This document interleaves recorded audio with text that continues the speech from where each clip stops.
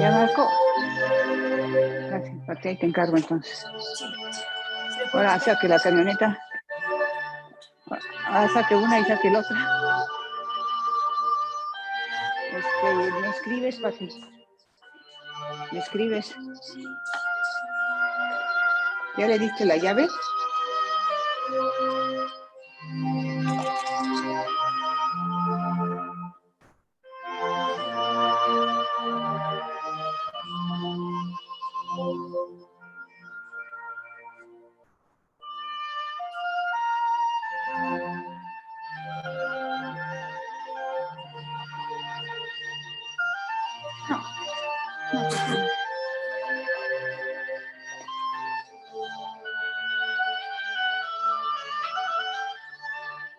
No tuvo problema. Estás aquí en el misterio.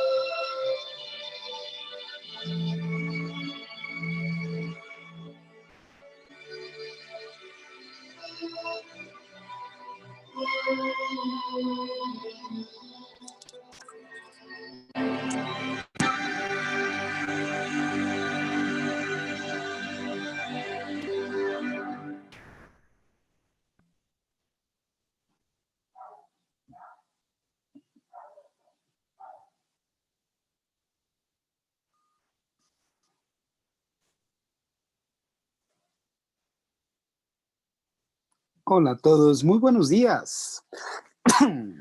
Buenos días, Arno. Buenos días. Buenos días, Arno. Buenos días. ¿Nos vemos otra vez, Roberto? Sí. Tomo 2 cursos contigo. Me encanta la idea. Y también tengo a Rosita que lo mismo hace. Hola, qué gusto. Muchísimas gracias. Viene entrando, Margaret. Oigan, una pregunta. ¿Escuchan la música que pongo al principio, verdad? Sí. Perfecto. Muchas gracias. No, hombre, de nada. Se trata también de ir creando así un pequeño ambiente, ¿no? Les cuento que justamente Roberto sabe, porque lo acabo de ver. Yo primero voy a dar clase a Casalam, doy clase de 8 a 10, y luego pues me vengo corriendo todo periférico para llegar aquí a Satélite a dar la siguiente clase. Entonces, está bien escuchar esta música, relajarnos un poquito, tomarlo con calma para empezar con que es un tema francamente muy interesante. Pero antes de eso, de una vez les aviso un anuncio parroquial del que todavía no saben en Casalam, así que por favor no digan nada, que quede aquí entre nosotros. Ya hay tema para el próximo curso. Todavía no lo presento en Casalam, pero sé que no va a haber problema. El próximo curso, pues, es una biografía de Antonio López de Santana, el cual, pues, tenemos que hablar de él. Es un personaje que ustedes saben, del cual hemos mencionado en muchos cursos antes, pero nunca había tenido un diplomado, entonces ya 15 uñas, se merece uno. Todavía no aviso en Casalam, pero yo les mando hoy el programa para que luego les avisen a ustedes oficialmente. Sí, así le decían 15 uñas porque pues perdió una patita el pobrecito. Así era conocido como 15 uñas. Pero bueno, mando el programa y ya se enterarán oficialmente, pero pues quise para darles la primicia de una vez. Ya acabamos el anuncio parroquial y respiro un poquito. Déjenme silenciarlos a todos. Y empiezo. Capítulo 2. Las escuelas de misterios en Grecia y Roma clásicas. La clase pasada me importaba mucho señalar cuáles son los principios básicos de estas sociedades secretas. ¿Por qué surgen? ¿Qué es lo que buscan? Porque a partir de hoy, qué bueno, ya está aquí. A partir de hoy y para las próximas clases, pues lo que vamos a ver son los casos prácticos, por así decirlo. La historia, disculpen ustedes, la historia pues de una serie de sociedades secretas que han sido muy importantes a lo largo de la historia. Quizá las sociedades secretas más antiguas que existieron, por lo menos rastreables, vienen de Grecia clásica. Un periodo que va aproximadamente del año 300 antes de Cristo al, digamos, 300, también 400. Eso quiere decir que estas sociedades secretas tuvieron un periodo de vida de más o menos 600 años. Son sociedades, pues, obviamente, totalmente marcadas por el contexto en el que se dieron. Estas sociedades en su mayoría surgieron en la Grecia clásica, la cual pues es el fundamento de la civilización occidental. Decía Harold Bloom, un gran crítico literario del siglo pasado, que los fundamentos, los cimientos de la cultura occidental y de la literatura en específico están solamente en 3 libros. Si uno lee esos 3 libros, si bien no va a conocer toda la literatura occidental, claro que no, sí va a tener los elementos para entender todo lo que pasó después, todo lo que se escribió después. Y esos 3 libros son, por una parte, la Biblia, como el fundamento de la tradición judio-cristiana, y del otro lado están la Ilíada y la Odisea. Párenle de contar. En esos 3 libros estaría contenida toda la tradición literaria occidental y todo lo que vino después. Bueno, de la misma manera, en muchas de estas sociedades pues están marcadas por el contexto en el que vivían. Aquí presente tenemos el Partenón, el templo dedicado a Atena, en Atenas. Y nos vamos a encontrar con una cultura para la cual la socialización es muy importante por muchas de las cosas que puede ayudar a resolver. Esto es la frase famosísima del oráculo de Delfos. Conócete a ti mismo.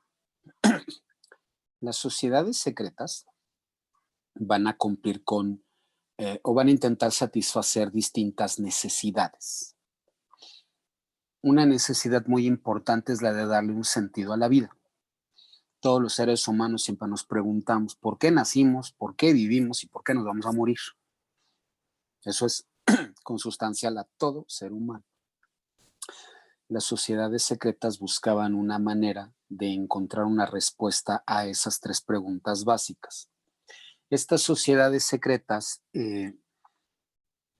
entre otras cosas, en Grecia y Roma clásica también se establece una característica que va a durar durante toda la existencia de estas sociedades secretas.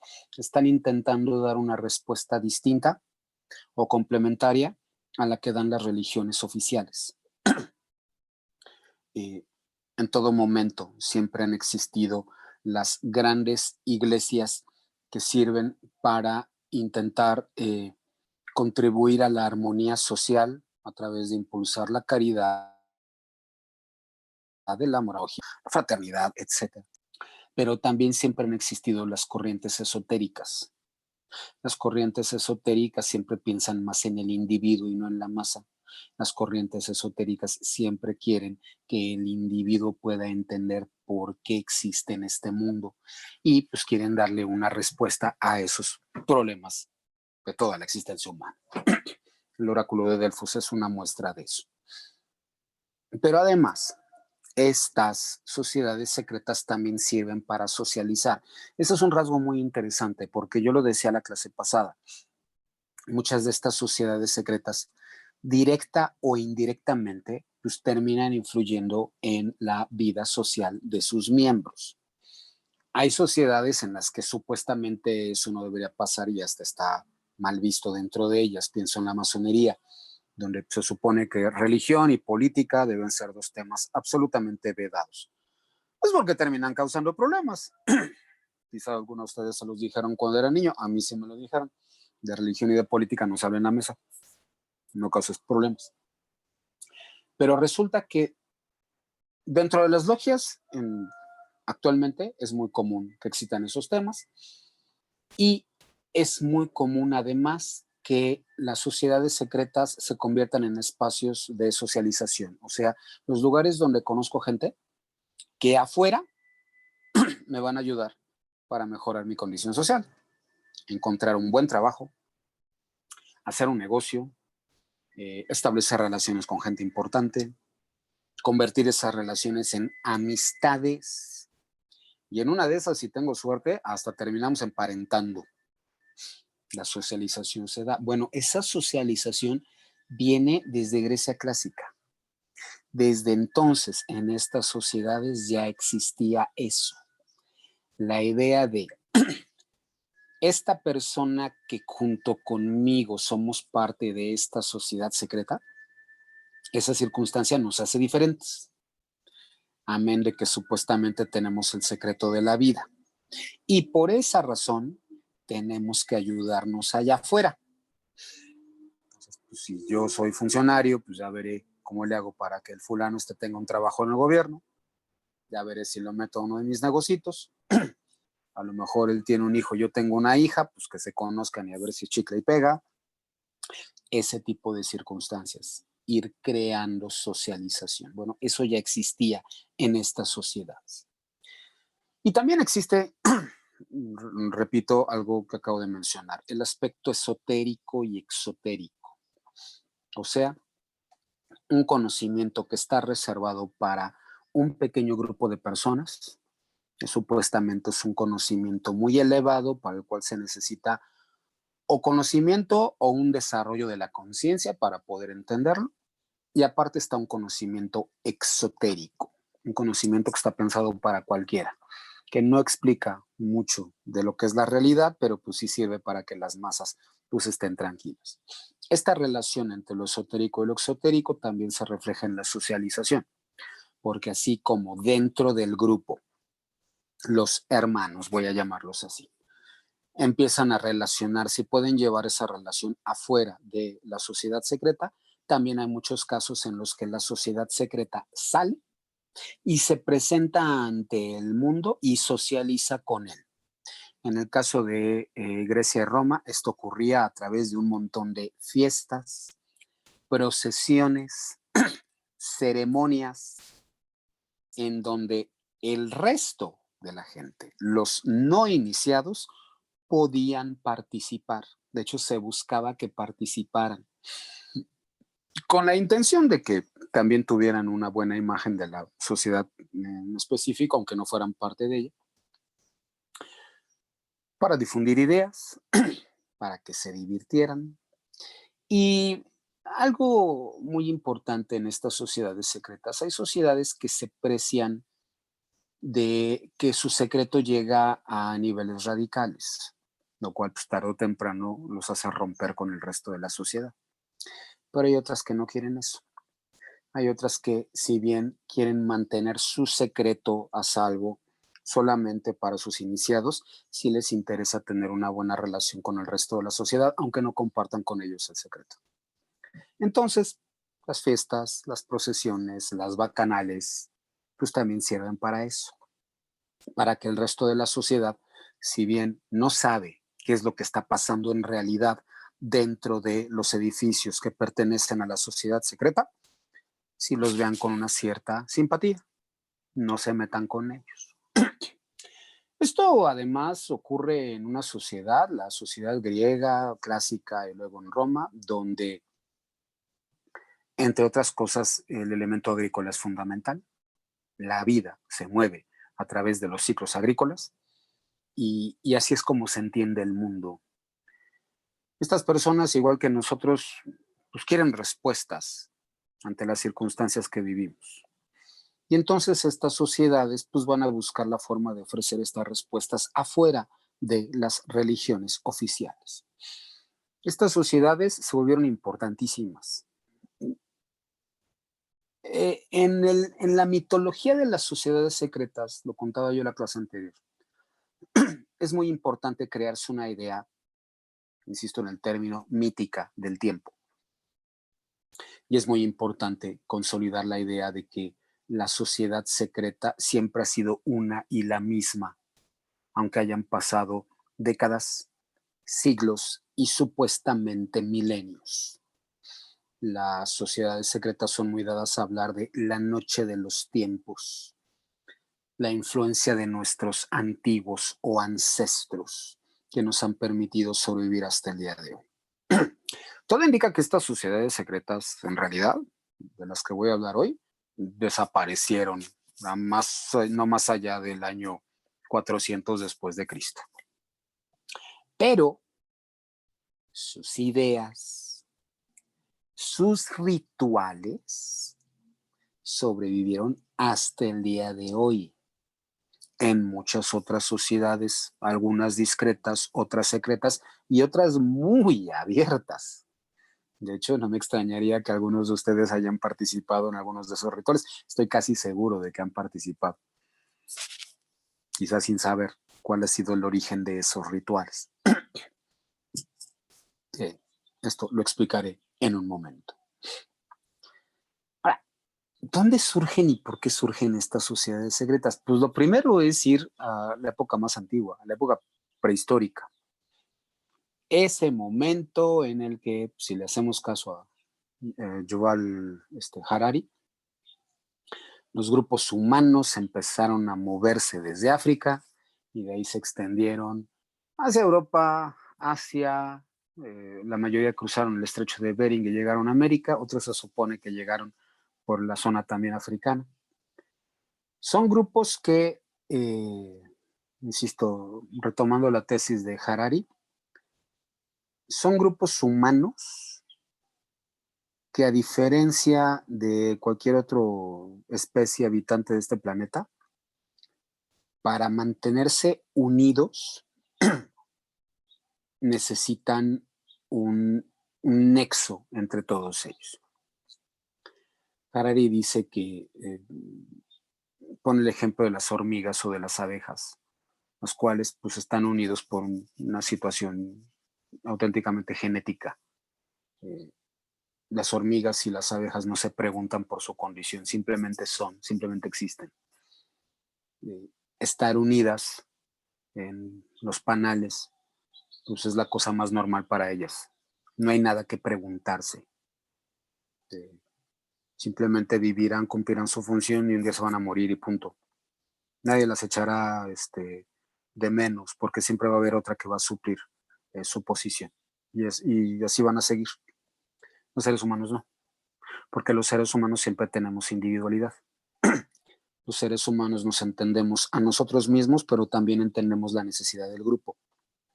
Entonces, dice Harari, que a diferencia de lo que pasa con otras especies, los seres humanos necesitamos un nexo que nos explique por qué estamos unidos.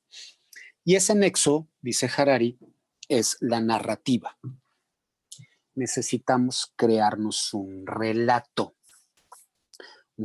que nos explique por qué estamos aquí, por qué todos formamos parte de un mismo grupo, por qué este clan no ha desaparecido después de tantos años, porque todos estamos comprometidos en una misma meta, o sea, seguir caminando hasta encontrar un lugar donde podamos vivir bien.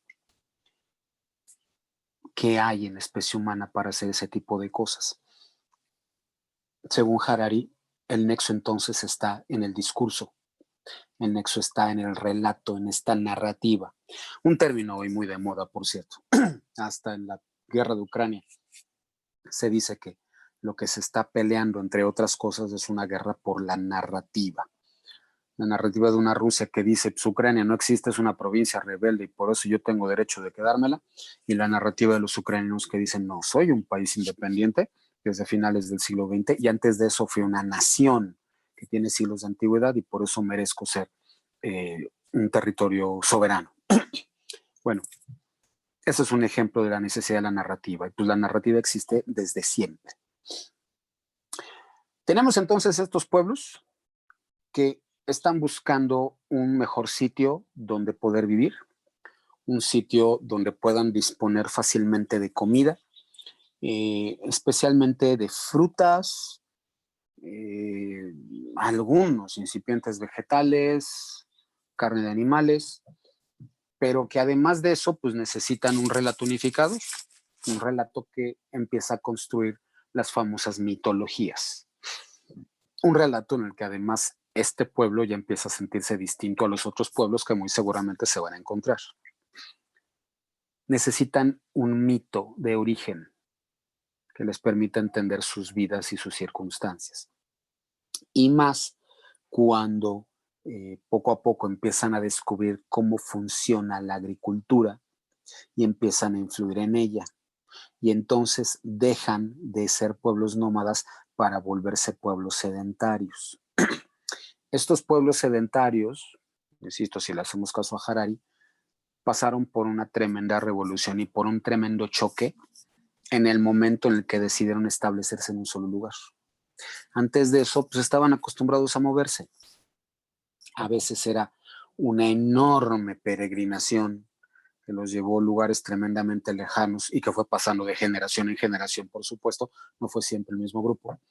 Pero luego empezaron a quedarse en regiones donde se iban moviendo de lugar en lugar conforme pasaban las estaciones, sabiendo que pues, iban a encontrar alimento, mientras en otros lados seguía creciendo las frutas, seguían llegando los animales, y entonces por eso podían ir recorriendo distintas zonas. Pero llegó la última etapa, en la última etapa deciden quedarse en un solo sitio. Empiezan a entender cómo sembrar trigo, por ejemplo, cómo poder tener animales de los cuales se pueden comer su carne, cómo pueden tener otros animales que les ayudan para trabajar. Primero, los antepasados de los lobos que luego se convirtieron en los perros. Eso provoca un enorme choque, pues porque no todo el mundo está dispuesto a establecerse en un sitio, porque existía la costumbre de estarse moviendo de un lugar a otro. Y además se supone que estas comunidades nómadas, esta necesidad de irse moviendo de un sitio a otro, pues provocaba que fueran comunidades relativamente equitativas. donde si bien tenía que haber un jefe, siempre hay un líder en cualquier sociedad humana, sí había un mucho mayor reparto del alimento. Esto empieza a cambiar con la agricultura, en el momento en el que la gente se tiene que quedar en un solo sitio. Y entonces, pues existe la necesidad de preguntarse quiénes somos y por qué tenemos que quedarnos en un sitio. Y esa respuesta, pues normalmente es mítica. Tenemos pueblos entonces que empiezan a entender que el tiempo va pasando a través de estaciones, empiezan a tener la conciencia del tiempo, empiezan a darse cuenta de la importancia del tiempo para la producción de alimentos, agricultura, sembrar, cosechar, luego entender que a la tierra también hay que alimentarla con un abono para volver a sembrar y a cosechar. Empiezan a moverse a través de ciclos. Y al mismo tiempo, pues son pueblos que tanto ven hacia la tierra como ven hacia arriba. Pues esta es una costumbre que el hombre contemporáneo pues ya ha perdido casi totalmente. Estos pueblos de la antigüedad pues estaban acostumbrados a ver un cielo tachonado de estrellas, donde, según la zona del planeta, pues podían ver también esa enorme masa de estrellas llamada la Vía Láctea, donde empiezan a darse cuenta de que parece que esas estrellas se mueven, así como la más importante de todas, el Sol, donde de repente aparecen fenómenos extraños, líneas blancas que se ven en el cielo, líneas rojas, cometas, asteroides, pero ellos no las llaman así. Pero todo esto empieza a llamarles, por supuesto, tremendamente la atención. Empiezan a darse cuenta de que el mundo es mucho más grande de lo que se imaginan y por eso necesitan una explicación de lo que hay. Es también el momento en el que al principio pues todos estos fenómenos de la naturaleza empiezan a ser divinizados, o sea, empieza a surgir la conciencia de que hay algo más que el ser humano y de que ese algo más puede ser poderoso y por eso hay que rendirle tributo para poder contar con su apoyo. Dicen algunos historiadores que todo eso, que el momento en el que se juntan esta conciencia del tiempo y ver una serie de fenómenos que no pueden explicarse a simple vista, que no tienen forma de explicarse rápidamente, que todo eso se concentra en el momento en el que el ser humano tuvo conciencia de la muerte, que de hecho es la muerte y el culto a la muerte el que terminó creando las religiones tal y como las conocemos. Porque al final el cielo siempre se movía y aunque aparecieran fenómenos supuestamente inexplicables como cometas o meteoritos, pues bien o mal había un orden.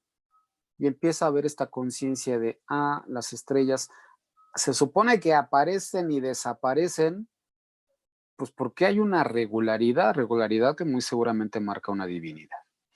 Y en la Tierra, pues empiezan a darse cuenta de cómo crecen estas plantas, cómo surgen los frutos, cómo de repente desaparecen según las épocas del año y cómo todo vuelve a empezar. Pero cuando se topan con la muerte, pues eso es distinto, porque la muerte no necesariamente sigue un ciclo, porque a lo mejor el muerto es alguien que acaba de nacer o que ya tenía muchos años y que había pasado también pues, por un proceso de envejecimiento. No hay forma de regresar de la muerte. Y entonces eso llama profundamente la atención a estos primeros pueblos. ¿Cómo explicarse todos estos fenómenos? Es necesaria una explicación porque es necesario un sentido, porque el ser humano siempre necesita un sentido, por eso surgen las narrativas, para poder entender qué es lo que nos rodea. Y entonces, pues se supone que de la experiencia de la muerte, primero surge un culto a ella.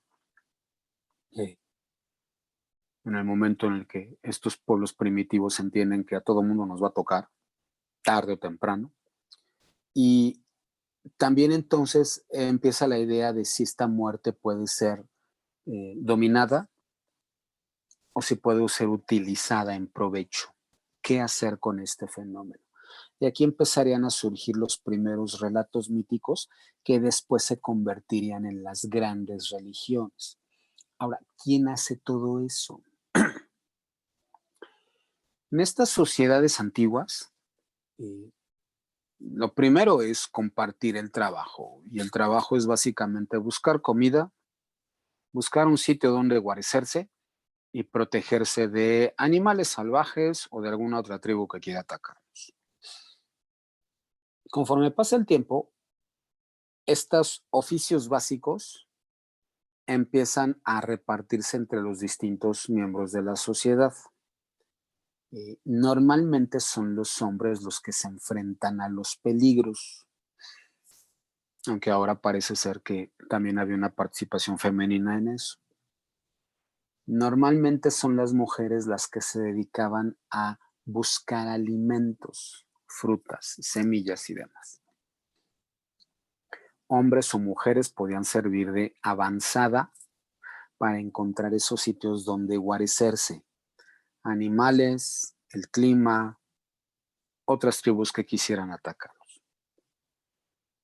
Pero en la necesidad de sentido empieza de inmediato a surgir otra profesión, llamémosla así, u otra ocupación. La ocupación del que se dedica a resolver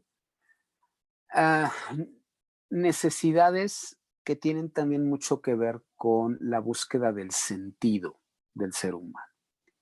Es entonces cuando aparecerían los chamanes, que serían los antecedentes de los sacerdotes en las religiones ya organizadas.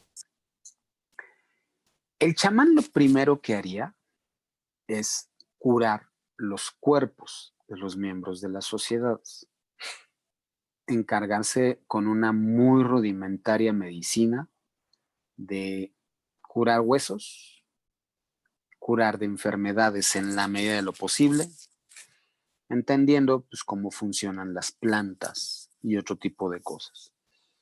Hace algunos años a una antropóloga muy importante, pero luego les doy el nombre, me acuerdo que le preguntaron, ¿cuál cree usted que fue el primer rasgo de civilización que hubo en la especie humana? Y esta antropóloga decía que en alguna expedición que hizo, creo que en África, no me hagan mucho caso, encontraron restos humanos de miles de años de antigüedad y entre ellos había un fémur que se notaba que había pertenecido a una persona que tuvo un accidente, el fémur se rompió y después pasó por un cierto tiempo en el que el fémur logró restablecerse, logró reunirse. Los huesos cuando se rompen y luego vuelven a pegarse, al lado de donde se rompen empiezan a crear como una capa extra para sostener esa zona que está rota para que sea mucho más fuerte. Entonces se notaba que eso le había pasado a esa persona, que el fémur se le rompió y que con el paso del tiempo se curó. Pero decía esta antropóloga, si en esas épocas antiguas a un animal cualquiera se le rompía un hueso, se iba a morir, sin duda, porque ¿quién lo iba a atender? ¿Quién iba a tomarse el tiempo para llevarlo de un sitio a otro, para darle comida, para por lo menos acompañarlo en lo que se cura? La persona que se rompió ese fémur y al notarse que el fémur se curó, o sea, la persona pudo seguir viva, eso ocurrió porque a su alrededor tuvo una comunidad. y esa comunidad se encargó de alimentarlo, de cuidarlo, de acompañarlo. No lo dejaron abandonado en su dolor. Eso es civilización. Ahora, ¿cómo se da todo esto? Pues se da a través de estos personajes que primero se dedicaban a curar a los miembros de su comunidad, pero que rápidamente empiezan a cumplir con otras necesidades, con la necesidad del sentido. Lo primero que hacen estos chamanes es crear, contar, transmitir y cuidar los relatos de la comunidad. ¿Quiénes somos? ¿Qué es esto que nos rodea? ¿Por qué es así? Normalmente es el chamán el que en las noches, en las fogatas se reunía para contar todos estos relatos. Relatos en los que lo común era conectar lo divino con lo humano. La relación entre los humanos y los dioses es absoluta. Y normalmente los personajes más importantes siempre son los dioses. Un ejemplo, miles de años después, iba a decir contemporáneo, pero no es cierto, pero miles de años después de eso, pues es la Ilíada. Cuando uno lee la Ilíada se da cuenta de que los personajes importantes son los dioses y de que los seres humanos pues al final solamente están atenidos a lo que los dioses deciden. Con la Odisea ocurre algo parecido. Entonces lo primero es tener estos relatos, porque esos relatos, insisto, le van a dar sentido a la comunidad.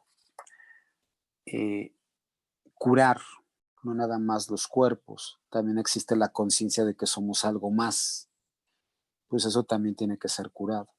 Y todo eso hay que transmitirlo. Ahora, aquí el asunto es, ¿y cómo uno se vuelve chamán? Pues normalmente los chamanes empiezan a tener un carácter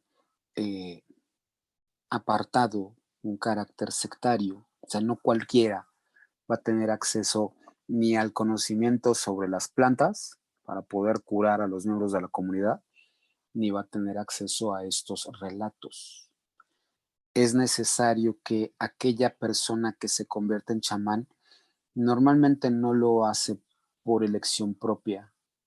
Hay más bien una idea de elección divina. Alguien te eligió para realizar esta labor. Pero para que la realices tienes que pasar por una etapa de formación.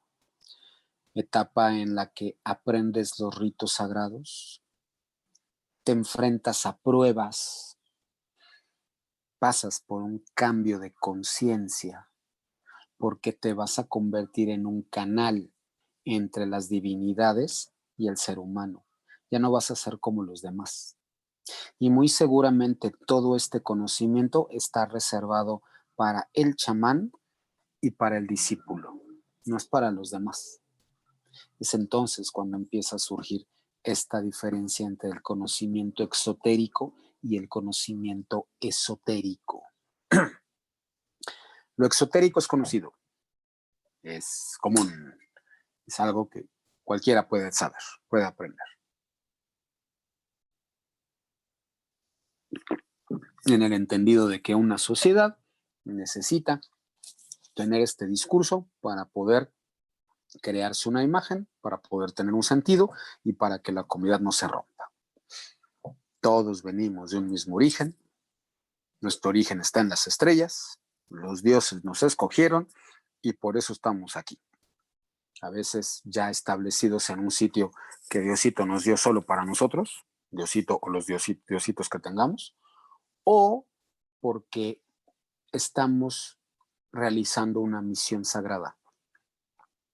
Normalmente esa misión sagrada es movernos de un sitio a otro hasta encontrar el lugar que nos ha estado reservado desde siempre, donde nos vamos a establecer y donde sí seremos inmensamente felices.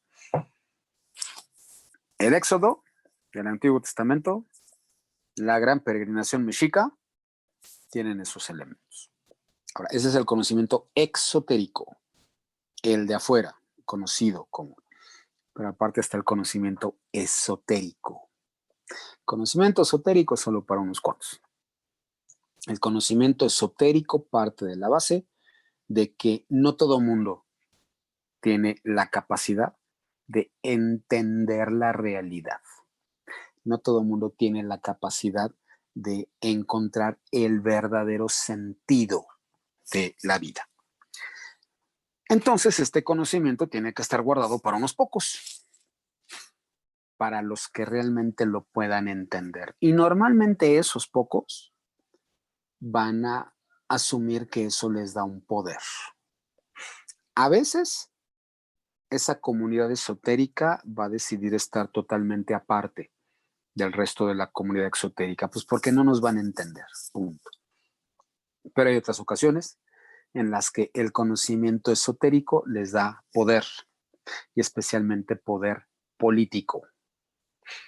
Por lo que yo conozco, yo tengo derecho de estar con los que mandan, mientras que el resto del pueblo, pues que sepa nada más unas cuantas cositas.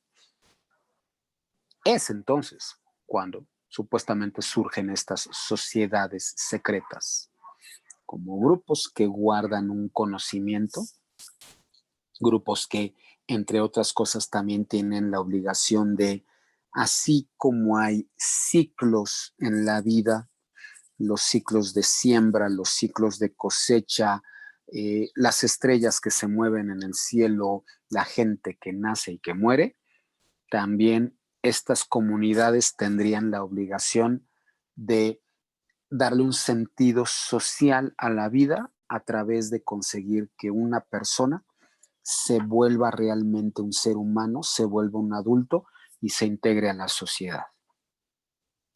Para estas sociedades antiguas, primitivas, les queda claro que la vida se divide nada más en dos grandes etapas: la etapa del niño y la etapa del adulto.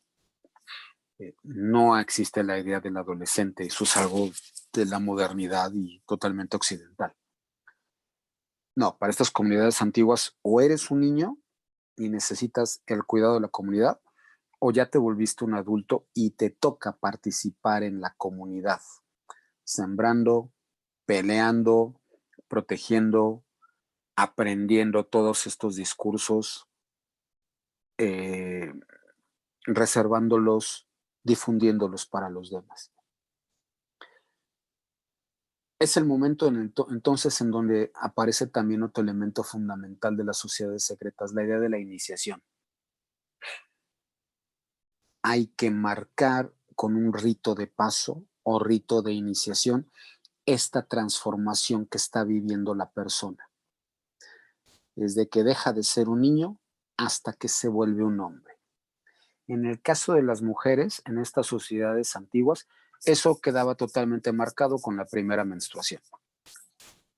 En el momento en el que la niña tenía su primera menstruación, inmediatamente era una mujer, porque ya tenía la capacidad de tener hijos. Y entonces, lo que tenía que hacer esta comunidad antes de que eso pasara, era educar a la niña, para que cuando llegara el momento supiera qué hacer, supiera cómo actuar como adulta y rápidamente tuviera sus primeros hijos. Esto ocurriría cuando la muchacha en cuestión tendría, ¿qué les gusta? 13, 14 años. La vida era muy rápida en ese entonces. Con los hombres no ocurre así. Los hombres necesitamos un rito de iniciación. Y entonces, el rito de iniciación puede ser fundamentalmente por la cacería, por demostrar que uno tiene el valor suficiente para participar en una guerra, para enfrentarse a la muerte. Y el pueblo Zulu en Sudáfrica, por lo menos hasta el siglo XIX, tenía una costumbre de que sus muchachos de aproximadamente 13, 14 años tenían que pasar por una ceremonia en la cual les pintaban el cuerpo de blanco con una sustancia vegetal. Y era una pintura muy curiosa porque era una pintura que no se quitaba lavándose. Era una pintura que se caía sola y para que eso pasara, pues podía tardarse bastantes meses. Cuando el muchacho estaba totalmente pintado de blanco, pues tenía la obligación de inmediatamente huir a la selva. porque si cualquier otro miembro de la comunidad se lo encontraba mientras estuviera pintado su cuerpo de blanco, pues el miembro de la comunidad tenía todo el derecho de matarlo, sin ningún problema. Entonces, el muchacho iba a estar solo en lo que se le caía la pintura. Antes de hacer esa ceremonia, años antes, el muchacho ya tenía que haber aprendido a encontrar agua, hacerse un refugio, cazar, saber qué plantas y frutos podía comer, todo lo que necesitara para defenderse, para que cuando llegara el momento de enfrentarse a esa prueba, el muchacho pudiera vivir solo en la selva durante los meses que fueran necesarios. Y una parte importante era saber esconderse, porque, insisto, si lo encontraban todavía con la piel pintada de blanco, lo mataban, sin ningún problema. Si pasaban los meses, se le caía la pintura y el muchacho sobrevivía, entonces tenía el derecho de regresar a su aldea. Para los miembros de la aldea ya no era un muchacho, ya era un hombre. Y como tal se le trataba. Tenía ya derecho a tener una esposa, tenía derecho a participar en los asuntos de la comunidad, tenía derecho a que lo consideraran, a que su voz fuera importante dentro del grupo. Ese es un rito de iniciación. Los ritos de iniciación son fundamentales para estas sociedades. Primero estas sociedades antiguas y luego estas sociedades secretas. Pues porque el rito de iniciación te une a un grupo y te coloca en un nivel absolutamente distinto del resto de la sociedad. Entonces, estas ceremonias que también incluyen no nada más ritos de iniciación, incluyen danzas, incluyen muchas comidas. La comida, el banquete, siempre ha sido también un elemento fundamental en estas sociedades secretas. Poder reunirse todos los miembros para poder compartir una comida y además darle un valor simbólico a la comida. O sea, no nos juntamos nomás para comer. No es de que pues hoy se nos antojan unas pizzas y unas chelas. No, es de vamos a comer algo muy específico, porque a esa comida le damos un significado. En muchas ocasiones, la comida representa el cuerpo de el dios de esa comunidad. Y entonces por eso hay que comerlo con un absoluto respeto. Sí, se convierte en un canibalismo simbólico, sin duda. Otro elemento fundamental de estas ceremonias de iniciación, ya en una época posterior, es que siempre está presente la muerte, pero de manera simbólica. O sea, no lo van a matar algunos. Hay quien sí llega a hacer eso, pero en su mayoría no va a ocurrir eso. Pero sí va a ocurrir una recreación de la muerte. El iniciado en los misterios puede pasar por un supuesto enterramiento, pueden meterlo brevemente en un sarcófago o puede haber una recreación de una muerte de otra persona para poder crear esta idea de que la sociedad secreta con su conocimiento tiene la capacidad de entender la muerte y en una de esas la muerte sirve para purificar a la persona y para que se convierta en alguien mejor. Otro elemento fundamental es el teatro. En muchas de estas sociedades hay una serie de mitos que primero son contados. El chamán convertido en sacerdote nos va a narrar una historia, pero luego esa historia puede ser escenificada por los miembros de esta sociedad para que el ritual sea mucho más impresionante. Del mismo modo, muchas de estas sociedades con el paso del tiempo van a necesitar sitios sagrados donde puedan reunirse. Al principio se reúnen en un campo cualquiera, donde esperan que no pase nadie a ver sus secretos. Pero luego van a empezar a crear sus lugares particulares. Edificios, casas, cuevas, desiertos, lugares donde pueden realizar sus propias ceremonias sin que alguien de afuera los esté mirando. para poder mantener esta conciencia del secreto. Todas estas cosas empezaron a manifestarse aquí. Esto que hoy es Grecia, donde, insisto, aproximadamente por el año 300 antes de Cristo, empezaron a surgir una serie de grupos con creencias que, si bien se aparejaban con la religión oficial, sí tenían como característica concentrarse en un pequeño sector de la población, y que este pequeño sector pues acostumbraba a reunirse en privado. Había momentos en los que este grupo podía compartir con el resto de la sociedad, pero también prefería siempre el secreto. Somos solamente unos cuantos los que nos dedicamos a realizar esta actividad. Quizá el culto más antiguo de los que existieron. Antes de eso, hay algo muy importante que señalar. Así como están entonces estas ceremonias de iniciación, estos rituales que tienen que ver con la comida, con la muerte, la danza, etc. Un ritual muy importante es el secreto en sí. La palabra misterio viene del griego mistes y se refiere a cerrar los ojos y los labios, o sea, a no permitir que ese secreto llegue a alguien más. Normalmente estos iniciados al principio pasan por un voto de silencio, donde no pueden andar contando lo que ven, no tienen ningún derecho de hacerlo. Es necesario que guarden absoluto secreto sobre todo lo que van a ver, para poco a poco ir aprendiendo y entendiendo los secretos de esta comunidad. Y entonces ya puedan volverse de veras miembros de ella y puedan volverse importantes dentro de esta comunidad.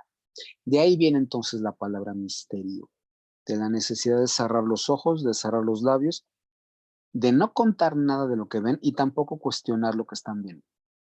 No es un lugar de libre plática, no. Es un sitio donde este conocimiento te va a llegar a partir de la comprensión que empieces a realizar, pero también a través de un proceso de introspección y de dejarte guiar por los líderes de esta comunidad, que son los que van a compartir el secreto contigo. Normalmente estas comunidades nunca escriben sus secretos. Los secretos siempre se transmiten de forma oral y se transmiten a través de los símbolos, porque eso permite que cualquier persona de afuera lo vea y no entienda el verdadero significado. A lo mejor solo ve una danza, solo ve un banquete, solo ve una fiesta bastante divertida, pero no ve más allá porque no conoce el secreto, porque no sabe en realidad qué es lo que se está celebrando. Así funcionaron estos cultos. El primero e importantísimo en la historia, pues es el culto a Dionisio, o Dionisios, como también se le llama. Dionisios es uno más de los hijos de Zeus y tiene como característica ser el dios de la fertilidad y del vino. Para los seguidores de Dionisios, el mundo se divide entre los que viven en una normalidad y los que tienen la capacidad de acceder a la realidad.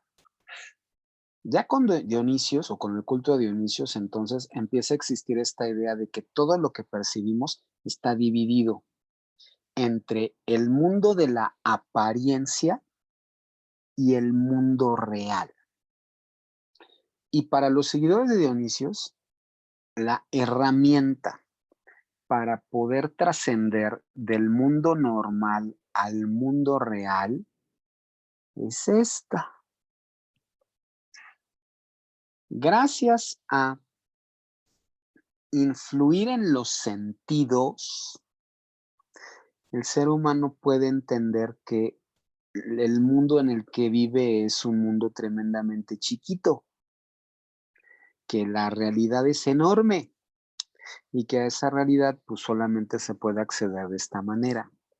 Para estos seguidores de Dionisios era importantísimo el culto al vino. Decían los seguidores de Dionisios que esto era una medicina contra las penas, que era importante liberar a los seguidores del culto, había que librarlos de lo que ellos llamaban la locura de la normalidad. O sea, de pretender que la vida pues, es una y que no va a cambiar. ¿Cómo hacer eso? Pues primero gracias al vino. Gracias al vino podían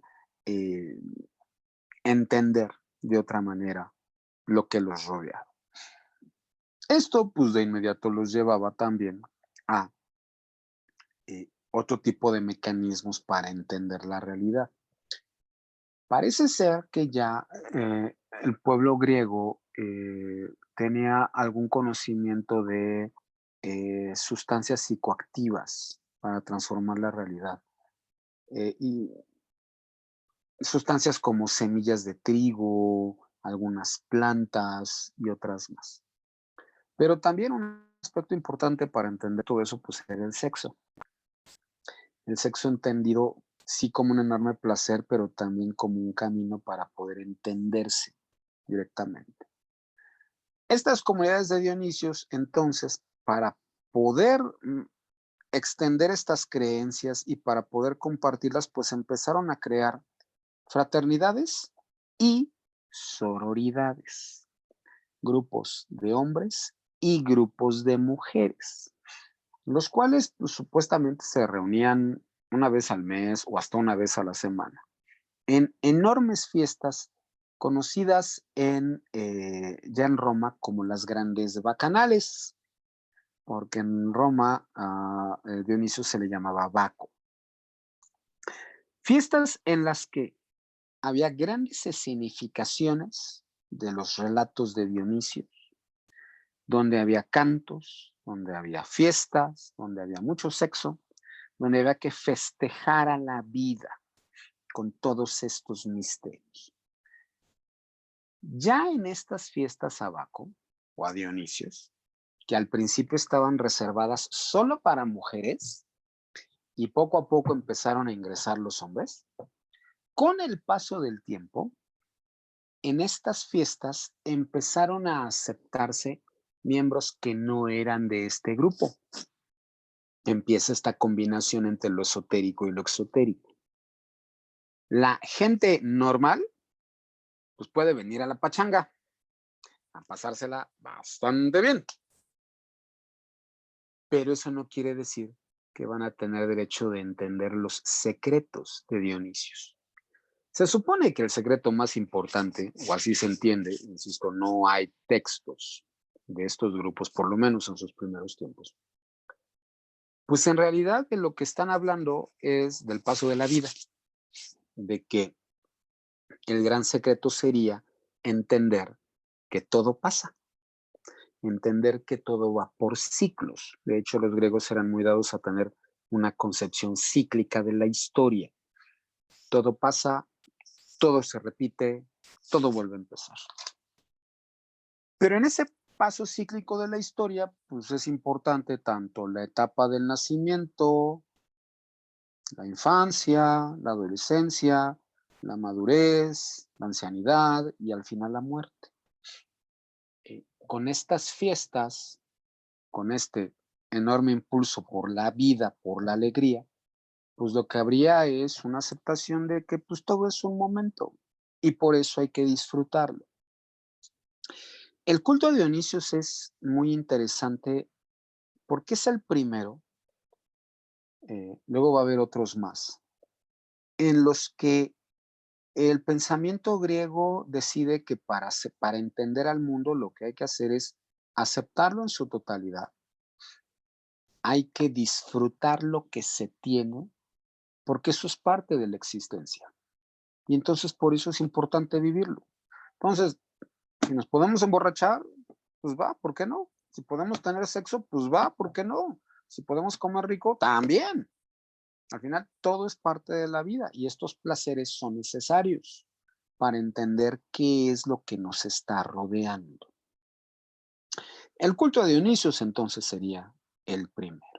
Del culto a Dionisios surgiría después un culto importantísimo, el culto de Eleusis. Eleusis es una ciudad, está ubicada más o menos a 30 kilómetros de Atenas, donde había un templo enorme para la diosa Deméter. Esto es todo lo que queda del famoso templo. El culto de Eleusis está basado en también un mito sobre la concepción cíclica del tiempo. Y ese mito está construido a partir de estas dos figuras. Espérame tantito.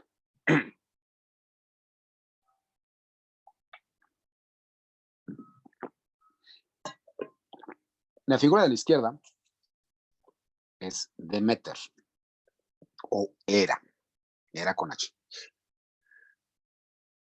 Otra de las esposas de Zeus, diosa de la agricultura.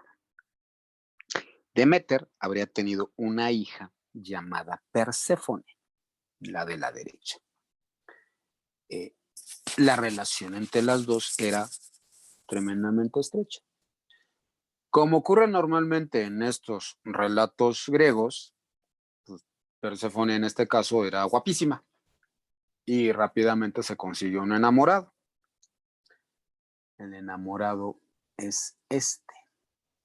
Este es Hades, el dios del inframundo.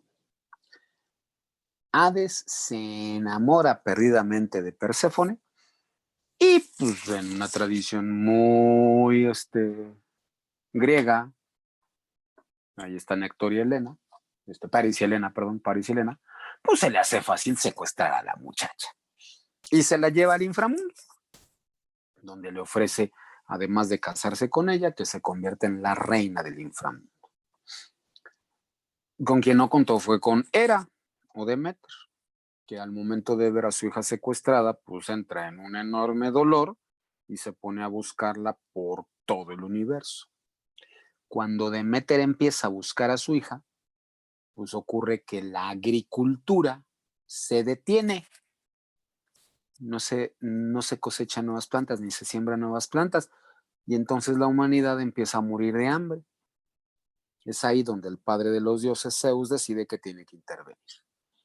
Y entonces pues van al inframundo a buscar a Hades y a buscar a la niña Perséfone y a decirle, oye, pues vámonos regresando a la niña, ¿no? ¿Cómo se te ocurre? Perséfone ha aceptado casarse con Hades y como prueba, como prueba de eso, se le ocurre comerse unas semillas de granada. Estas semillas de granada son parte de el alimento de los muertos. Entonces Perséfone pues ya no puede regresar a la tierra como antes. ¿Qué hacer entonces? Pues se les ocurre hacer un pacto por el cual Perséfone será la reina del inframundo durante 3 meses, 4 meses, y el resto del año estará con su madre Hera. Y así se la pasará, yendo y viniendo. En el fondo lo que están reflejando simplemente es el paso de los ciclos estacionales. Cuando Perséfone permanece en el inframundo, pues en realidad están hablando del invierno. Esta concepción cíclica del tiempo, entonces, influye en este mito de Eleusis, que se vuelve un mito tremendamente famoso. Un mito que ya incluye también ritos de iniciación. El mito de Eleusis al principio estaba reservado solamente a los habitantes de esa ciudad. Con el paso del tiempo se extendió a los atenienses y luego empezó a extenderse a todos los habitantes de la zona griega y después a los habitantes de la zona del Mediterráneo, incluidos los romanos. Lo que celebran es el regreso de la primavera, Pero eso también provocó que empezaran a surgir distintas celebraciones divididas en los misterios menores, que se celebraban aproximadamente por marzo, y los misterios mayores, que se celebraban en septiembre. En los misterios de Eleusis también había grandes fiestas a los que podía asistir cualquier persona, pero para poder formar parte de los mitos de Eleusis era necesario pasar por un proceso de iniciación. Iniciación en la que el candidato tiene que demostrar que merece ser parte de la organización, normalmente porque tiene una buena reputación ante el resto de la sociedad. Tiene que pasar por una pequeña etapa recluido para separarlo del resto de la sociedad y que se vuelva alguien diferente. En muchos de estos ritos se acostumbraba también una confesión, y también pues era normal pasar por una ceremonia en la cual el baño era fundamental. El baño no solamente limpiaba el cuerpo, el baño también limpia el alma. Eso tiene mucho que ver con el bautizo, que posteriormente utilizó el cristianismo. Y también pues es importante pasar por un banquete ritual para volverse totalmente parte de esta comunidad. Entonces, los mitos de Dionisio y el mito de Eleusis empezaron a crecer y se volvieron tremendamente importantes. Siguen siendo mitos agrícolas y siguen siendo mitos en donde vivir, tener la experiencia directa de la vida es fundamental. Porque después van a surgir otros mitos que no van a pensar lo mismo. Mitos en los que si antes era necesario el acercamiento total con la vida, ahora empiezan a surgir una serie de mitos que dicen exactamente lo contrario, que dicen que lo que hay que hacer es separarse de esta realidad que conocemos. Al principio, insisto, los mitos de Eleusis y los mitos órficos están llenos de ceremonias, bacanales, grandes procesiones, fiestas. El vino es fundamental en estas fiestas, también es fundamental las grandes procesiones llevando las imágenes de los dioses. Hay ceremonias en las que estas imágenes de los dioses son huecas para que se metan los sacerdotes en ellas y puedan hablar a través de la imagen del dios, con lo cual puedan impresionar primero a los iniciados y luego al resto de la población. Estas ceremonias empiezan a tener pues mucho éxito y a mucha gente le interesa ingresar en ellas. A diferencia de los grandes mitos tribales, donde pues, todo miembro de la comunidad tiene que ser parte de esta sociedad y todo miembro tiene que pasar por esta iniciación, ya en la etapa griega, pertenecer a estos mitos a estos ritos, es una decisión absolutamente individual. Uno decide si quiere ser parte de ellas o no. A veces porque estas sociedades no siempre tienen una buena reputación, como ocurre con otras sociedades secretas a lo largo del tiempo. La socialización pues no necesariamente produce buenas personas, buenas amistades o buenas familias. La socialización también puede llevar a complicidades y también puede llevar al crimen. Algunas de estas sociedades aprovechaban esta unión y aprovechaban el secreto para poder realizar distintas actividades delictivas y para obligar a todos los miembros a participar en ellas. Hubo un caso en Grecia, esto ocurre por el año 300, 200 antes de Cristo, en donde a una de estas sociedades de Eleusis se le ocurrió que como parte de su prueba de iniciación había que obligar a los miembros a en las noches recorrer las calles de Atenas y de otras ciudades y con un martillo y con un cincel irles quitando los genitales a las estatuas que encontraban, especialmente las estatuas de Hércules. ¿Para qué? pues para crear entre todos una cadena de complicidad. Y si a alguien se le ocurría abandonar la sociedad secreta, pues los otros miembros podían denunciarlo ante la autoridad por haber cometido esos ultrajes. Entonces, estas sociedades, insisto, pues no siempre buscan el beneficio de sus miembros, también tienen estas características. El baile es fundamental. El baile refleja el conocimiento secreto. Y el baile está pensado, sí, para que todo mundo se divierta, pero no para que todo mundo sepa de qué se trata lo que están haciendo. Ese conocimiento se reserva solo para unos cuantos.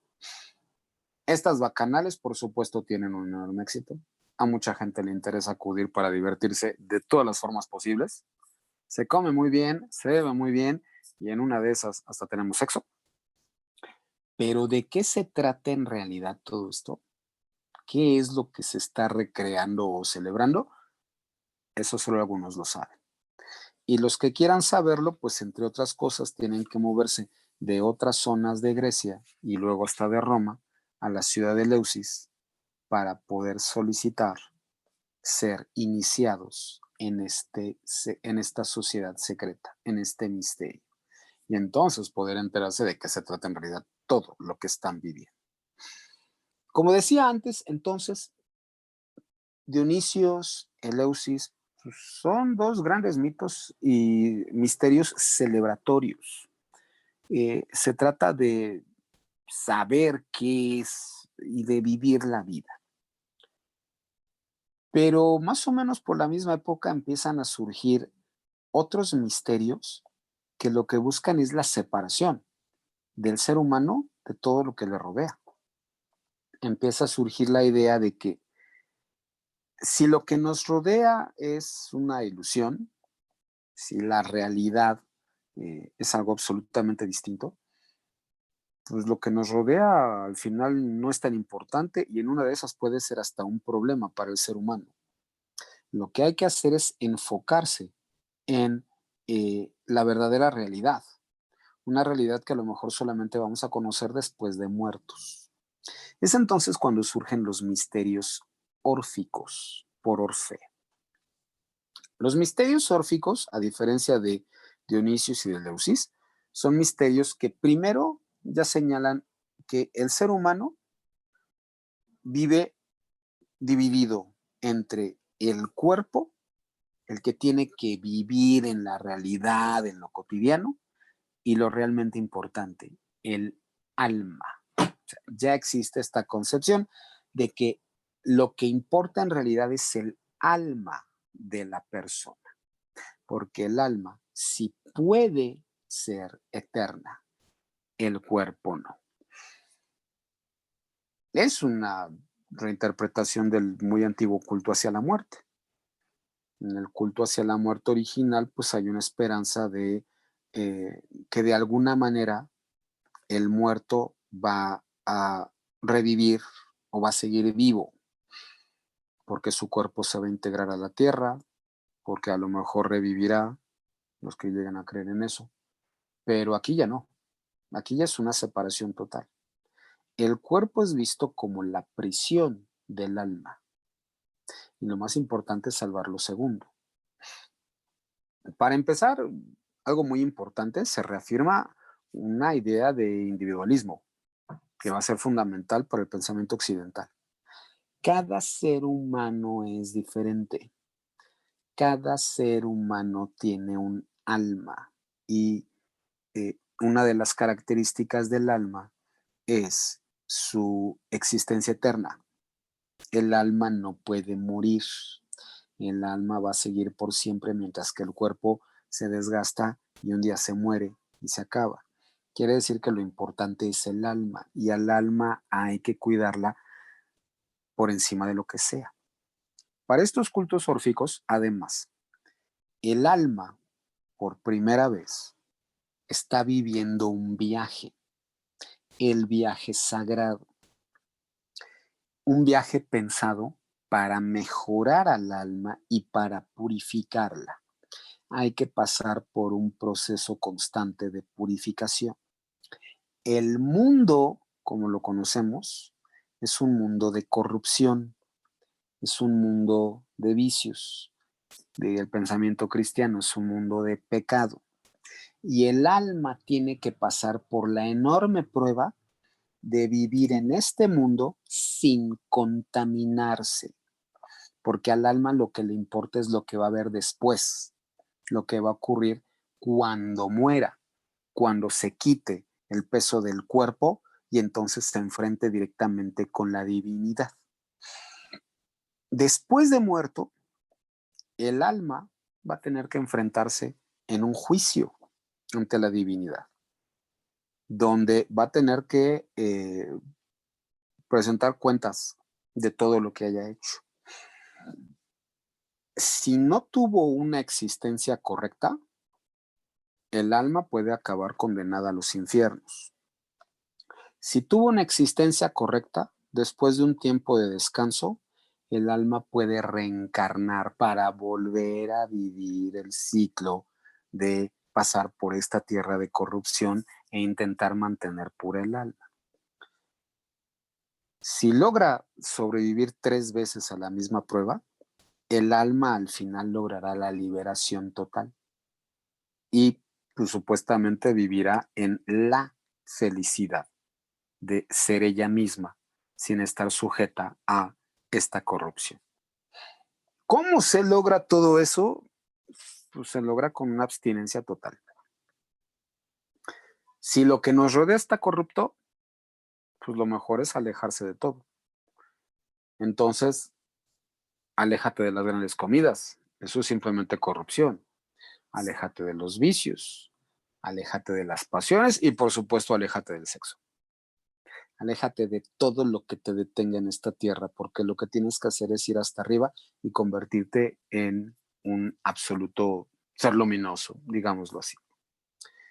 La ruptura con los mitos anteriores entonces es enorme, porque si para Dionisio y Eleusis pues, la vida está hecha a través de las sensaciones que nos produce vivir la realidad, y por eso es tan importante el consumo del vino, por eso es tan importante la borrachera, que sí nos va a llevar a la verdadera realidad y no a esta sociedad de apariencias y de máscaras. Los orficos hablan totalmente lo contrario. Los orficos lo que dicen es la borrachera, mucha comida, mucha música, mucho sexo, eso es camino hacia el infierno. Y lo que necesitas es la purificación para poder liberarte del ciclo de nacimientos.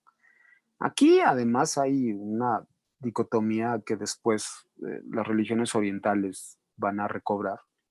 Pienso en la contrastación, por así llamarlo, entre el yoga y el tantra, donde el yoga buscaría algo muy parecido a lo que dicen los misterios órficos, la purificación absoluta a través de la castidad y el alejamiento, todas estas cosas, y el tantra que diría absolutamente lo contrario, que diría, la vida es aquí y es ahora, y tienes que vivir lo que hay y tal y como lo encuentres. Entonces, estos misterios órficos empezaron a ser muy importantes y además influyeron en otros misterios que surgieron después, porque, insisto, está esta división entre los que antes consideraban que lo importante es la realidad y lo importante es la materia, y estos, los órficos y los que vienen después, para los que lo importante es el alma, el pensamiento, la idea. Para unos, pues, la vida es un cambio continuo y por eso hay que vivir lo que se tiene en el instante. Para otros, la realidad como tal pues, es una mera apariencia, una mera ficción, y por eso no importa. Lo que importa es lo eterno, lo que permanece. Y lo que permanece es lo que está dentro del individuo, en su corazón y en su mente. Poder entender a través de la idea todo lo que nos rodea. Ahora, ¿cómo expresamos esta idea? ¿Cómo encontramos estas verdades esenciales? Por el año 300 antes de Cristo aproximadamente, surgió un grupo esotérico alrededor de uno de los grandes matemáticos de esa época, un hombre llamado Pitágoras. Para Pitágoras, todo es número y todo puede entenderse a través del lenguaje simbólico, primero de las matemáticas y luego por extensión de la música, de la filosofía y especialmente de la astrología. La hermandad pitagórica, que existió aproximadamente por el siglo VI antes de Cristo, esta hermandad pitagórica entonces señalaba que a partir del conocimiento puedo entender la realidad. Y por eso es importante conocer matemáticas. Para los pitagóricos el pentagrama es una figura muy importante. El pentagrama representa la vida, pero también representa un orden, el orden del universo. Al final el ser humano es un reflejo de lo que ocurre en las esferas celestes. Insisto, lo que pasa aquí no importa. Esto es nada más un momento. Entonces, ¿para qué pierdo mi tiempo en los placeres terrenales que al contrario solamente me van a detener? No, lo que importa es que el alma salga adelante, que el alma se purifique, que el alma encuentre su camino hacia el cosmos. Para estos pitagóricos y después otros grupos que vinieron como el neoplatonismo, el destino del hombre está en las estrellas. De ahí viene el ser humano y hacia allá tiene que volver otra vez esta concepción cíclica de la historia. Entonces, pues lo que hay que hacer es enfocarse hacia allá. Esta hermandad pitagórica tiene sus ritos de iniciación, sus banquetes, el baño es un elemento ritual y por supuesto quedan totalmente fuera vino, sexo, todo tipo de placeres. Lo que importa es solamente la idea entendida como el producto del pensamiento para poder entender la realidad. Todo lo demás no cuenta, todo lo demás queda atrás. Estos mitos poco a poco empezaron a extenderse más allá de Grecia, especialmente gracias a Alejandro Magno, el cual pues crea un enorme imperio que incluye todo lo que hoy es Grecia, todo lo que hoy es Turquía y yendo más allá hasta llegar a la India. Pues lo que hicieron fue llevar todas estas ideas. Y entonces estas ideas pues terminaron marcando muchos otros lugares. Un lugar muy importante pues fue Egipto. En Egipto empezaron a incorporar estas creencias sobre Eleusis, los mitos dionisios, los mitos de de Orfeo, perdón. Pero empezaron a darle pues un carácter local. Si la sociedad griega ya tenía una cierta conciencia del Estado, una conciencia muy abstracta, pues en Egipto lo que importa más es la idea de el faraón, el hombre que representa al poder. El poder político se vuelve una emanación directa del poder divino. El faraón siempre representa al dios Horus. Su esposa siempre representa a la diosa Isis. Los faraones anteriores siempre representan a Osiris. Y esta religión egipcia también empieza a crear sus propios ritos.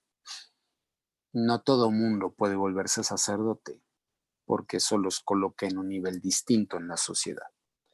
Y no todo mundo puede ingresar a estos misterios, como sí ocurre en Grecia con Dionisios, con Eleusis, donde la idea de democracia se está permitiendo estas cosas. Eso no ocurre en los misterios egipcios. Los misterios egipcios están reservados por unos cuantos. Muy parecido a los misterios órficos, también está esta idea de que el ser humano está viviendo un transcurso y tiene la obligación de mantener su alma lo más pura posible, porque al momento de morir llegará al inframundo y se va a enfrentar al juicio de Tot. En ese juicio, su alma, su corazón será pesado Unos mitos dicen que el contrapeso es una pluma. Y pues lo que quiere saber Todd es si el corazón de la persona fallecida pesa más por todas sus malas acciones que esta pluma. Si el corazón pesa más, pues de inmediato el alma será devorada por este ser y desaparecerá. Si el alma es más ligera, o sea, si el alma no tiene pecados, por así decirlo, pues tendrá derecho a una vida eterna. Ya también está esta concepción de el mundo es un transcurso. Lo que importa es lo que viene después. Y ese después, pues está luego de morir. Ahora, el lugar donde estos mitos empezaron a crecer un montón y se vieron fundamentales es Roma. Del año 200, aproximadamente 200 antes de Cristo a más o menos el año 400, pues Roma se convierte en el imperio más importante. Roma es capaz de controlar todo este territorio que está allí marcado. Todo eso se vuelve el imperio. Y controlar el Mediterráneo, el Egeo, el Adriático, el Tirreno, va a permitir, entre otras cosas, un enorme flujo de mercancías y de personas. Roma se va a acostumbrar a empezar a adquirir productos procedentes de todos estos lugares. Y una constante humana está en que el flujo de personas siempre provoca el flujo de ideas y de creencias. Las personas siempre llevan consigo lo que piensan y siempre llevan consigo lo que creen. Y entonces empiezan a compartirlo en los lugares donde lleguen. Esto también tiene que ver con el hecho de que pues, para Roma, pues, todos los territorios conquistados pues, tenían derecho de convertirse en ciudadanos y que Roma, la cultura romana era una cultura muy dada a incorporar creencias procedentes de otros sitios. Los dioses eran secuestrados pues, para impedir que los distintos pueblos se levantaran en armas en contra de la autoridad romana, pero también las creencias eran adoptadas. Pues porque en mucho había un gusto por el exotismo oriental. Grecia además es fundamental para Roma. Grecia se vuelve su fundamento filosófico, ético, etc. Y entonces por eso empiezan a copiar muchos de estos misterios. Los misterios de Dionisios, los misterios de Eleusis, los misterios órficos y otros más que sí van a llegar directamente de Asia. Para los romanos no hay ningún problema en tener todas estas creencias. Los romanos todavía son un pueblo profundamente politeísta, donde haber adoptado a Zeus y convertirlo en Júpiter, pues también les permite empezar a escuchar las creencias que había en las Galias, las creencias del norte de África y especialmente las creencias que van a venir de aquí, de toda la zona de Medio Oriente. Empezaron a surgir una serie de mitos importantísimos para Roma y después para el mundo. Uno de los mitos más importantes es el mito de Mitra. Es un mito persa, surgido aproximadamente por todos la misma etapa, más o menos 300 años antes del nacimiento de Cristo aproximadamente.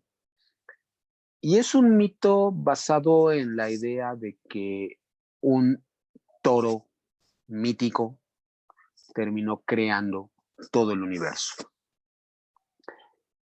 El mito de Mitra llega a Roma gracias a los legionarios y gracias a los funcionarios romanos que estaban en la zona de Medio Oriente. Y es un mito que empieza a tener un enorme éxito. Es un mito que empieza a darle un sentido a todos estos militares. Un mito muy masculino, un mito que ya habla también de un dios que es clavado a un árbol y que logra revivir a esa muerte. Este mito empezó a ser muy importante, insisto, entre soldados, funcionarios, sus familias, los cuales pues empiezan a tener reuniones nocturnas para adorar a Mitra y también para realizar banquetes, fiestas, iniciaciones y para guardar el secreto de este mito. Mitra es el primero. Otro mito importantísimo que llega desde Siria y que también empieza a tener su propio grupo de adoradores es el mito de Sol Invictus. Sol Invictus llega más o menos por la misma etapa y es un mito que dice que el dios más importante de todos es el Sol. El Sol hace un recorrido sagrado por el cual en un primer momento tiene un día, lo que llamamos el equinoccio de verano, más o menos el 21, 22 de junio, en donde se presenta con todo su esplendor, pero también tiene un momento en el que está a punto de morir, el solsticio de invierno, que es más o menos el 21-22 de diciembre. En ese momento ocurre el día más corto del año, mientras que en el solsticio de verano ocurre el día más largo del año. Son sociedades agrícolas, entonces se dan perfectamente cuenta de eso, de que de veras la luz solar dura cada vez menos y tienen mucho miedo de que en algún momento el sol simplemente desaparezca y jamás vuelva a aparecer. El mito de Sol Invictus es un mito de renacimiento, de que el sol va hacia el inframundo y alcanza otra vez la posibilidad de renacer para seguir iluminando al planeta. Sol Invictus al final tuvo un enorme éxito. Sol Invictus se celebraba entre el 21 y el 25 de diciembre aproximadamente. Y se volvió una gran ceremonia. La ceremonia del sol que renace, pues porque permite que vuelva a empezar la vida. Por eso es tan importante para los romanos. Y otro mito fundamental es el mito de la diosa Isis. El mito de esta mujer, esposa de Osiris, que tiene la capacidad de dar nueva vida y que se refleja además en uno de sus hijos a los que alimenta ofreciéndole el pecho. Roma empieza a pasar por un fenómeno muy interesante conocido como el enoteísmo. Las culturas antiguas, normalmente en términos generales, pasan primero por un proceso de adoración a los dioses que tiene distintas etapas. Este proceso al principio empieza con algo llamado el politeísmo. El politeísmo consiste en creer que hay muchos dioses, que cada uno domina algún aspecto de la realidad, la tierra, la muerte, el fuego, el sol, la lluvia, el agua, etcétera, y que pues a todos hay que adorarlos. Luego viene una segunda etapa llamada la monolatría. En la monolatría se reconoce que existen muchos dioses, pero uno de ellos empieza a verse como el más fuerte. Normalmente era el dios del sol, pues porque terminaba siendo el dador de la vida. Entonces se rendía culto a todos los demás dioses, pero el más importante es, en este caso, el dios sol. Eso es la monolatría. Pero luego viene el enoteísmo. En el enoteísmo se reconoce que existen otros dioses, pero solo se adora uno, porque es el más importante. Con los otros no se meten, de hecho a los otros los empiezan a olvidar. Y eso al final va a llevar al monoteísmo. En el monoteísmo existe la idea de que solo hay un Dios. Todos los demás no existen. Y ese Dios que sí existe, pues es el que me va a dar totalmente identidad. Es el que se involucra con mi grupo, es el que le da un sentido, es al que realmente hay que obedecer. Y todos los demás son absolutamente olvidados. Bueno, Roma va pasando por estos procesos y al principio está totalmente en la etapa enoteísta. Empiezan a durar a uno solo, es lo que pasa con Sol Invictus, pero los demás pues, simplemente son aceptados. Entonces es una sociedad que además empieza a dividirse por el tipo de Dios que adoran. Para las clases altas, las fiestas de Dionisios y de Leusis siguen siendo fundamentales. De hecho, están totalmente vinculadas con el poder del emperador. La clase alta es muy dada a adorar a la diosa Isis. También para la clase alta, Sol Invictus es importantísimo. De hecho, empieza a ser más importante que Júpiter. De ser uno de los atributos de Júpiter, de repente empieza a tomar su lugar. Como dije, los legionarios, los funcionarios, pues todos ellos adoran a Mitra, porque es también un dios de la guerra, un dios de la fuerza. Y entonces cada grupo empieza a tener su propia creencia. Todos estos grupos también tienen sus lugares donde reunirse. En el caso de los mitos de Leusis, Dionisios, son mitos y son misterios en los que lo más importante es el acercamiento social. Las fiestas, las bacanales, los banquetes, siempre reafirmar una lealtad al emperador. Todo eso es vital para que estos mitos tengan una enorme fuerza. Los otros, especialmente Mitra y un poco Sol Invictus, sí empiezan a tener lugares específicos donde reunirse, donde poder celebrar sus ceremonias. Esto es un fresco en Villa de Misteri, en Pompeya. Pompeya, que fue destruida por el Vesubio, pues ocurrió que la lava terminó cubriendo un montón de cosas que con el paso de los siglos pudieron recobrarse. En Villa de Misterio, Villa de los Misterios, existe una habitación que estaba reservada para la realización de los misterios de Dionisios. Y entonces hay una serie de frescos preciosos donde se ven las distintas etapas del misterio. Aquí, por ejemplo, en la primera, pues está justamente Dionisios ofreciendo vino a sus seguidores. Aquí, pues la iniciación de las mujeres y pues al final el acercamiento con la comunidad. Estos mitos se vuelven muy famosos, aunque también a muchos romanos no les agradan, no les agrada que a veces en estos mitos, pues lo que importa más es la cercanía entre distintos grupos para tener cada vez más poder político. Pero los mitos tienen un enorme éxito. Los emperadores forman parte de estos misterios. La sociedad los ve como pues, simplemente algo más que existe. En lugares como Porta Magisteria, en Roma, pues empiezan a reunirse estas comunidades y empiezan a tener lugares donde celebrar todos estos ritos. Y pues para el resto de la población romana, pues son auténticamente una novedad. Por el siglo, a principios de la época cristiana, vaya, siglo I aproximadamente.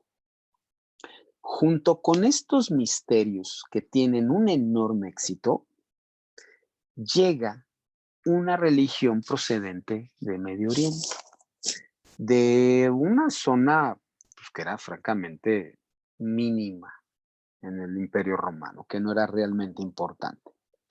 La zona de Palestina, de Judea, de Israel.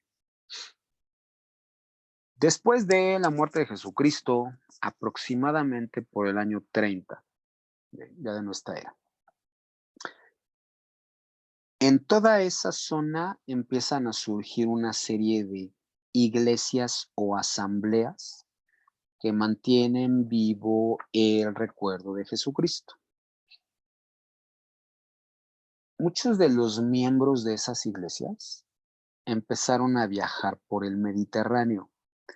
Muchos eran mercaderes, algunos judíos cultos, que empiezan a moverse desde Medio Oriente, Tierra Santa, por toda la zona del Mediterráneo y tarde o temprano iban a llegar a los sitios más importantes, Grecia y especialmente a Roma. En ese momento, el cristianismo al principio pues se vuelve una creencia más, al mismo nivel de el mitraísmo, por ejemplo.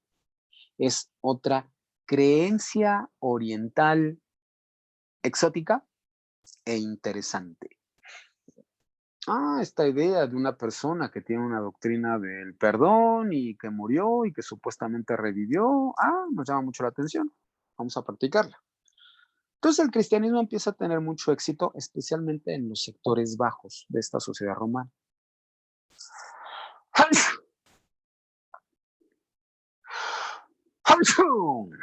Ay, perdón. Porque el cristianismo tiene una idea muy interesante sobre el perdón. Y el cristianismo también pues, se vuelve mucho, o está mucho basado en la idea de que el mundo en el que vivimos pues es un mundo de la apariencia y lo que importa es el destino del alma. Hay que cuidar el alma, hay que cuidarla de los pecados para que después de la muerte pueda tener un muy buen destino en la vida eterna.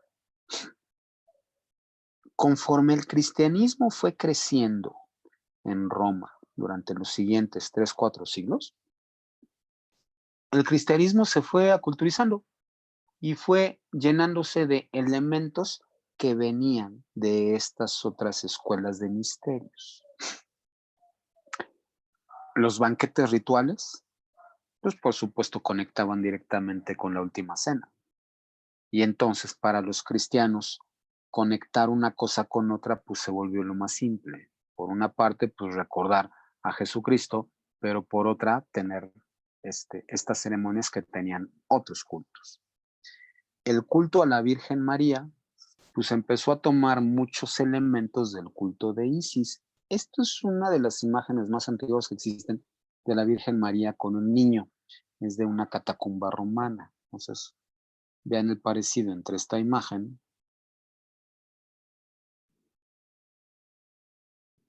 y esta, siendo que esta es mucho más antigua. Pues lo que pasa es que empieza a incorporar esos elementos. Otro elemento importantísimo, pues la figura del buen pastor, que en este caso pues lleva a la oveja descarriada, que también viene de los mitos dionisíacos, y el bautizo. El bautizo que se volvió vital para el cristianismo, pues ya había sido tomado por otras escuelas de misterios. Inclusive, imágenes como esta, el de la izquierda, pues es Orfeo, es un fresco de miles de años de antigüedad. El otro, pues es un Cristo ya del siglo XIX, muy, muy moderno. Pues también empieza a incorporar todos estos elementos. El cristianismo pues se apoderó de fechas sagradas de otras creencias como 25 de diciembre, que era el momento del nacimiento de Sol Invictus, 6 de enero, lo utiliza la Iglesia Católica para festejar la Epifanía, la llegada de los Reyes Magos. Al principio la iglesia, el cristianismo primitivo en realidad pasa también por un momento de persecución que no necesariamente habían vivido todas estas escuelas de misterios, pues porque el cristianismo empieza a tener un carácter político y además pues, los cristianos se vuelven los chivos expiatorios perfectos para una serie de problemas que tiene Roma. Pero logran sobrevivir a todo eso, escondidos en sus catacumbas, logran empezar a hacerse de poder porque llaman mucho la atención de los sectores más bajos de la población romana y de ahí empieza a subir a la clase media, a la clase alta, y al final, pues llega Constantino, el cual pues decide acabar con todos los antiguos cultos, con la iglesia, con la religión oficial en Roma y volverse exclusivamente cristianos. Es ahí donde nace en realidad la Iglesia Católica. El cristianismo tiene un momento en el que funciona de una manera parecida a estas sociedades secretas. Se reúnen en lugares secretos, hay este espíritu de comunidad, hay estas ceremonias, pero a diferencia de muchos de estos cultos, aquí sí hay una persecución. Al final fueron los que triunfaron y entonces se apoderaron de muchos de estos símbolos que ya eran parte de la cultura cotidiana romana para poder fortalecer el mensaje de este de esta nueva religión, por así llamarla, en ese momento. Como hemos visto, en estos cultos mistéricos, entonces, el secreto es fundamental. Y es fundamental la comunidad de los que comparten el secreto. El secreto da sentido y el secreto da un grupo de compañeros, lo cual pues permite socializar, permite sentirse parte de algo. El secreto o la comunidad más bien pueden compartir algunos de sus elementos con el resto de la sociedad. Entre otras cosas, para tener una buena relación con todos ellos. Hay otras que deciden estar totalmente cerradas, que sí se sienten o que sí consideran que están auténticamente afuera del mundo.